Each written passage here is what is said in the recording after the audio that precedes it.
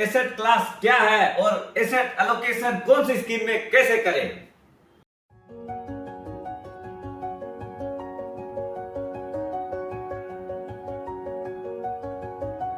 सुप्रभात दोस्तों, आप सभी का एसके हेल्थ एंड वेल्थ में स्वागत है। दोस्तों, एक जमाना था जब आदमी दो ही एसेट क्लास जानता था, एक तो सोना, घर, बस इसके अलावा और कुछ नहीं होता था। लेकिन अब आज का जमाना है, वहां पर आपको मैं 7 क्लास ऑफ इन्वेस्टमेंट दिखाऊंगा।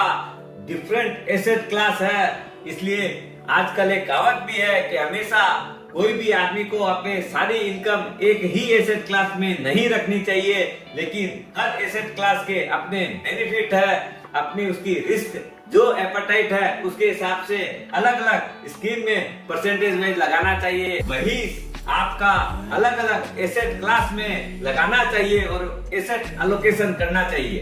पहली जो एसेट क्लास है वो है इक्विटी।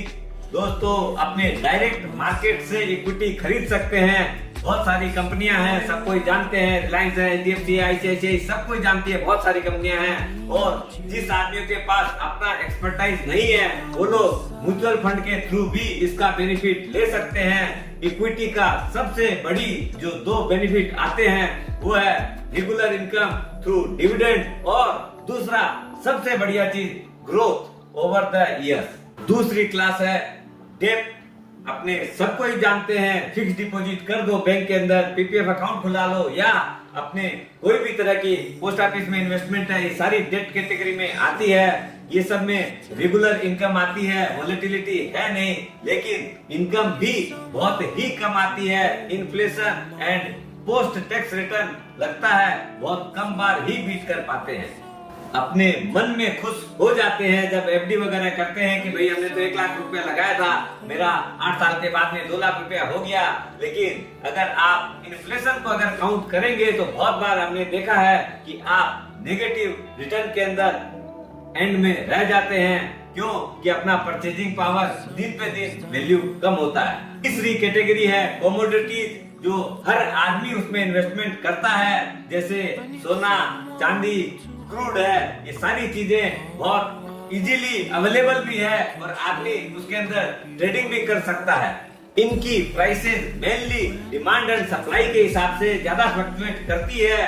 दोस्तों, अभी जब भी जियोपॉलिटिकल सिचुएशन गर्म होती है तो इनके दाम अचानक से सुटअप हो जाती है, क्योंकि लोग समझते हैं ये बहुत सेफ एवेन्यू है। दूसरा दोस्तों, लोग गोल्ड को एज ए पोर्टफोलियो में रखते हैं, इन्फ्लेशन हेज समझते हैं, लेकिन फिर भी कभी भी दाम बढ़ते हुए जरूर दिखते हैं। बोले यार, मेरे शादी के टाइम में तो 1500 रुपया भरी का ही दाम था, आज उसका दाम 50,000 रुपया हो गया है। लेकिन आप रिटर्न प्राइस देखेंगे तो आपको कभी भी 5-6-7% से ज्यादा की रिटर्न नहीं मिलेगी। चौथी चीज है कैश।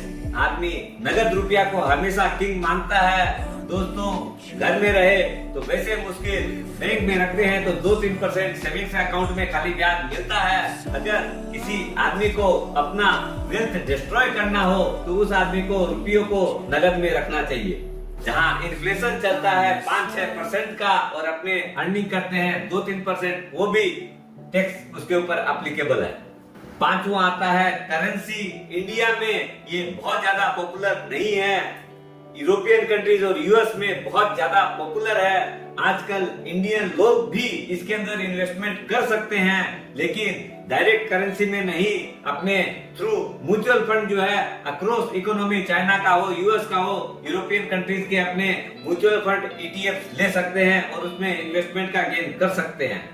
6th ऑप्शन है रियल इन्वेस्टमेंट। दोस्तों, एक सदाबहार इन्वेस्टमेंट है और हर आदमी को समझ में आता है कि अपना आजकल जो बड़े शहर है उसमें फ्लैट लेके रख दो, अपने गांव में और में मकान ले लो।